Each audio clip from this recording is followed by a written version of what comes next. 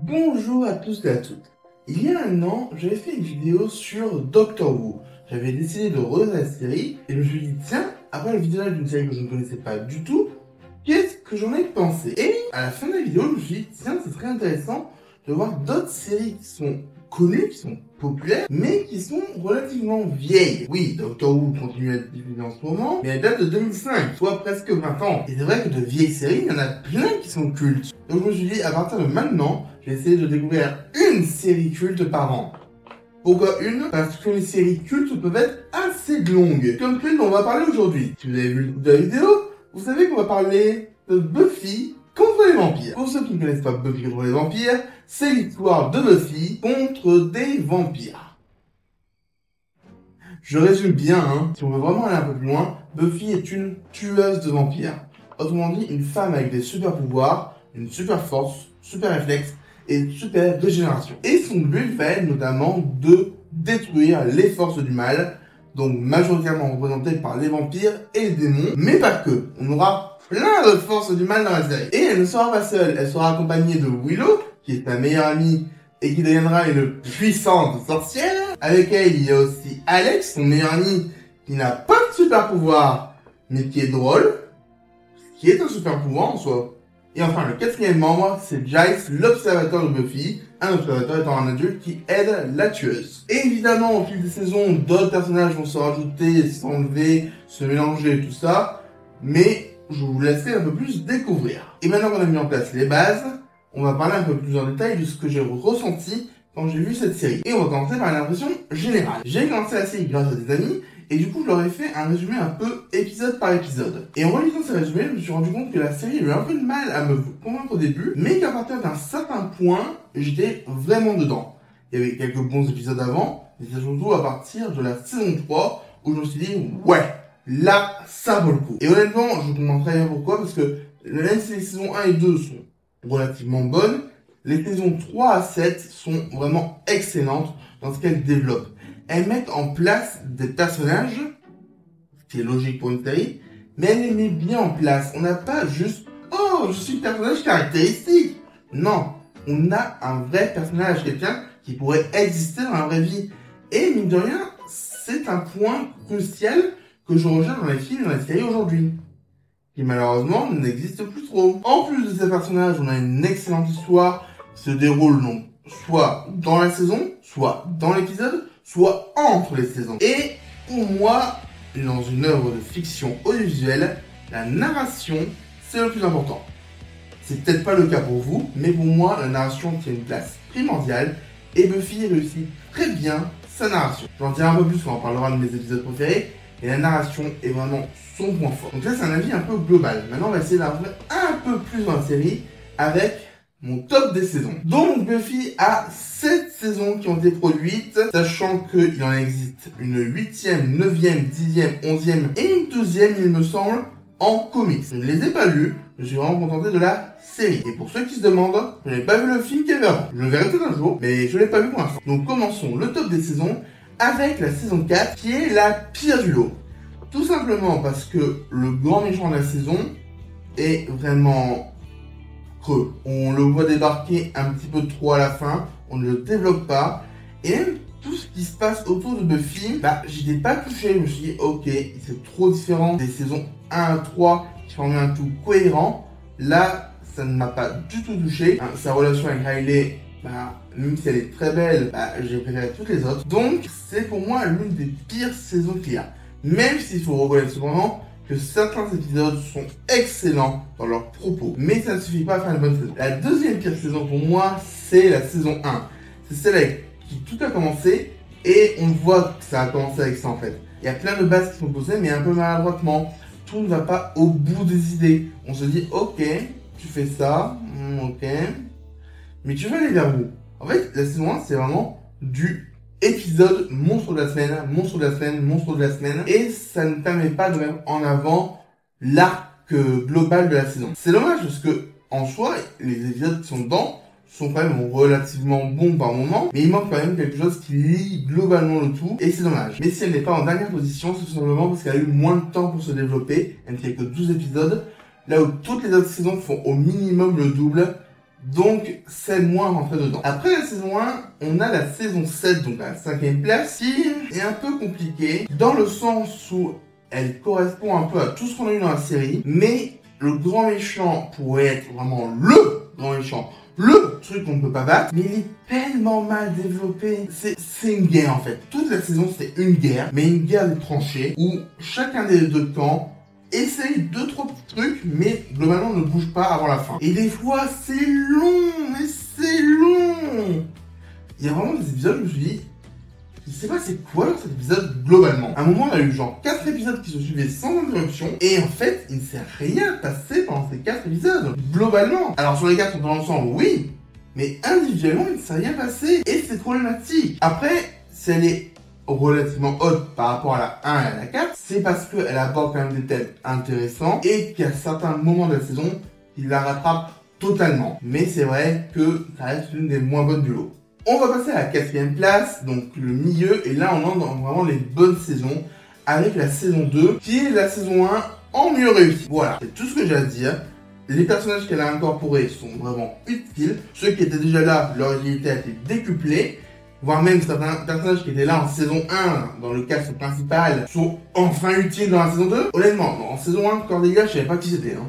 En saison 2, enfin, mon personnage. Donc, si vous voulez commencer Buffy, je vous dirais presque de commencer par la saison 2. Mais c'est vrai que la saison 1 met quand même en place des petits trucs, donc comme vous voulez. Mais la saison 2 est quand même très forte, notamment avec certains épisodes dont on parlera tout à l'heure. En 3e place, on a la saison 3. La saison 3 est très bonne dans le sens où c'est une trilogie avec la saison 1 et 2. Et tout ce que les 2 premières saisons ont apporté, la saison 3 a su les conclure est vraiment très bien. Tout ce qu'on pouvait vouloir, on l'a eu. Et en soi, les saisons 1 à 3, ça fait presque une série à part entière. Dans le sens où quand j'ai commencé la saison 4 et que j'ai continué, il y a plusieurs éléments qui étaient récurrents dans la saison 1 à 3 où je me suis dit, ah ouais, c'était là. J'avais oublié. Donc mine de rien, ça montre vraiment que les saisons 1 à 3 sont un cycle et que les saisons 4 à 7 en sont un autre. Et la saison 3, du coup, conclut parfaitement ce cycle avec plusieurs thématiques qui sont très intéressantes et parmi les meilleurs épisodes de cette série. En 2e position, on a la saison 5. La saison où tu commences à voir que les choses sérieuses, enfin on y est. On a une saison 4 qui était ennuyeuse, la saison 5 qui se dit allez, on va reprendre les bonnes choses de la saison 4, on y ajoute pas mal de saison 3 et on a quelque chose qui est juste excellent. On a une grande méchante, mais qui est juste folle. Mais le méchant qui jubile d'être méchante, qui jubile d'être folle. Et c'est excellent. Je pense aussi que c'est l'une des saisons les plus comiques qui est. Et le tout se mélange agréablement bien. Et c'est aussi la saison où apparaît un de mes personnages préférés, Dawn. Et ce qui est génial avec l'écriture de cette saison, c'est qu'il commence par un épisode qui pourrait être banal, mais qui ne l'est pas. On a juste Buffy contre Dracula. Donc Buffy, tueuse de vampires, contre le vampire. Celui que tout le monde connaît. Celui qui serait juste un mythe en vrai. Et ça avance pas mal de choses. Et tu te dis, waouh, c'est génial. Tu viens à la fin de l'épisode où un personnage apparaît. Et tu te dis, mais c'est qui? Pourquoi? On en a jamais parlé? Enfin, imaginez à l'époque, il fallait attendre une semaine pour avoir la réponse. Et la réponse, on l'a pas eu. Parce que dans l'épisode 2 de cette saison, on fait comme si le personnage avait toujours été là. C'est brillant. Ça fait vraiment redcon sur le coup. Mais la justification et comment c'est amené à la fois pour Buffy, pour ce personnage et pour tous les amis, c'est excellent. Honnêtement, je pense sincèrement que Dawn est peut-être mon personnage préféré de par son écriture en saison 5. Et c'est des touches comiques qu'il y a dans les autres saisons. Mais, comme je l'ai dit, la saison 5 n'est pas la meilleure. Parce que si vous avez bien suivi, il y a une saison que je n'ai pas encore citée, la saison 6. Alors, la saison 6, si tu prends juste les méchants, tu te dis, ils sont juste ridicules. Ok, je vais pas du tout accrocher. Ok, on a ce genre d'épisode, c'est ridicule. Ok, je vais pas du tout accrocher. Et puis, à un moment, tu te dis, mais attends, ça marche bien. Et puis, oh, mais c'est cool de faire ça. Et puis, il se passe d'autres choses. Tu vois la psychologie des personnages. Mais tu veux la voir encore plus profond que tu ne l'as jamais vu. Et là, tu vois le thème de la saison. La dépression.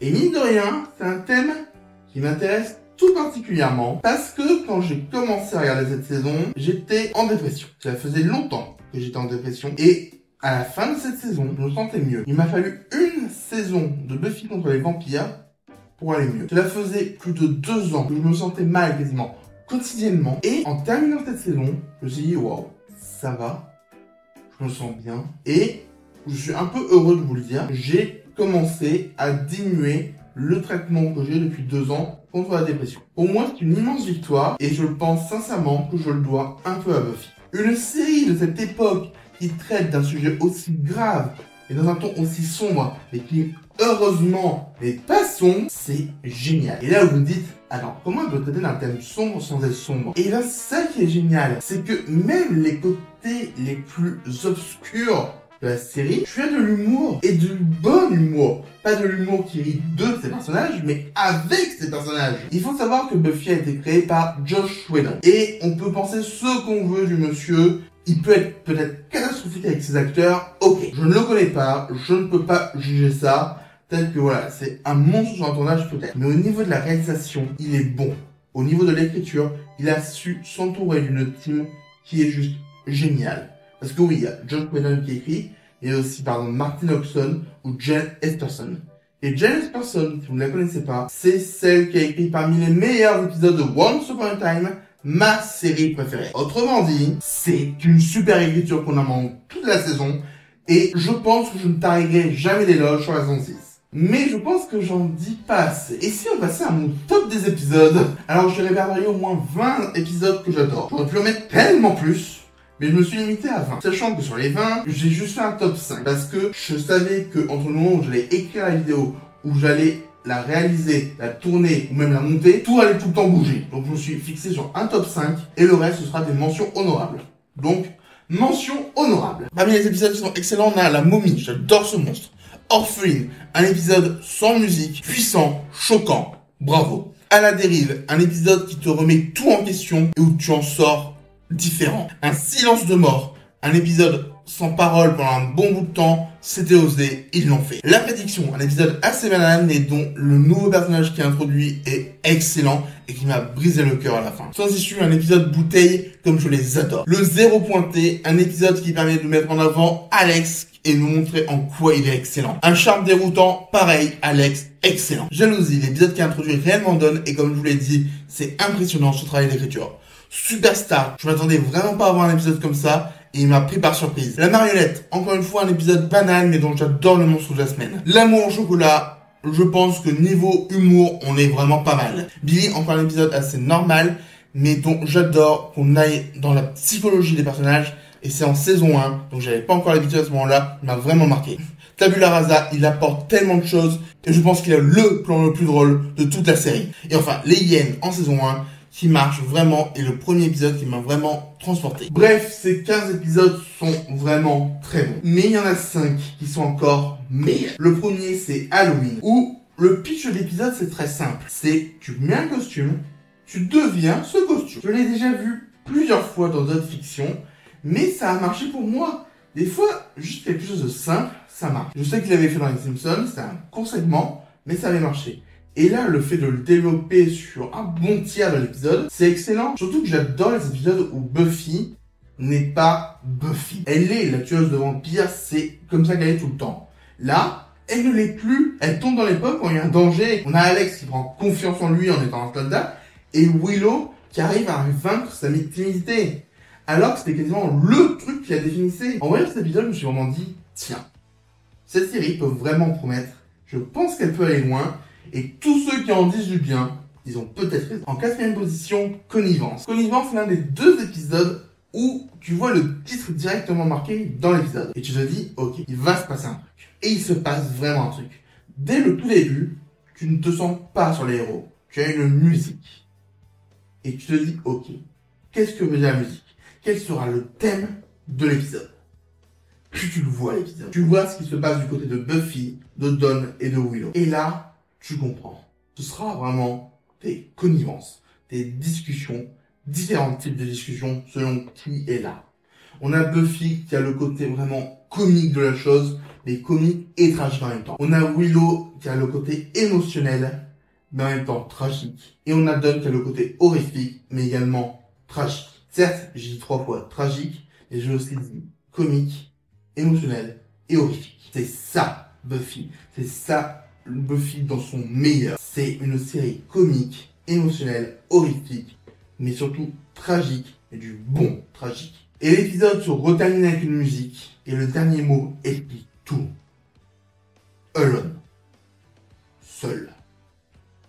Il y aurait tellement à dire sur cet épisode que je ne ferai pas de vidéo dessus parce que vraiment, sinon je passerai une bonne partie de ma chaîne sur Buffy.